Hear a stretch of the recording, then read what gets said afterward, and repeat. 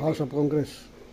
So in your point of view as prosecutors, particularly Prosecutor o woman Bistro Ma'am, na nag-acquire na ng jurisdiction yung impeachment court dahil pinadala na ng summon. Ngayon na 11 June 2025, pero Wednesday. Hindi kaya yung summon na yun pending the action Thursday, of the Senate last night na YouTube tungkol sa House of Representatives na sinuli ng Senate sa House ang article of impeachment. Na anong sasagutin nila doon sa summons? Well, in fact, the article of impeachment was remanded to the House of Representatives. Under the rules, Luistro. and even in ordinary courts, not just the impeachment court, yung service ng summons, that triggers acquisition of jurisdiction. And that is why I said earlier, we welcome this development.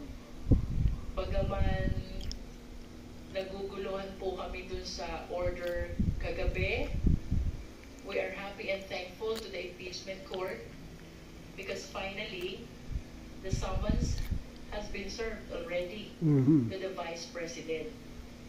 And as I have stated, this only shows tuloy na tuloy ang impeachment trial. Tuloy impeachment trial. I wish to believe na Ngayon na yung hinihinging certification ng 11 June impeachment court 2025. is only a clarification Thursday.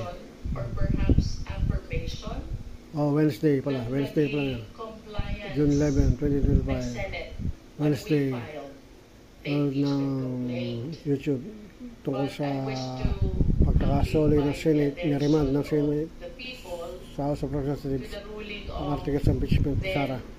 presiding para officer certify. Juan Ponce Enrile. Pero tuloy-tuloy na That impeachment. was during the time of the impeachment trial of Chief Justice Corona.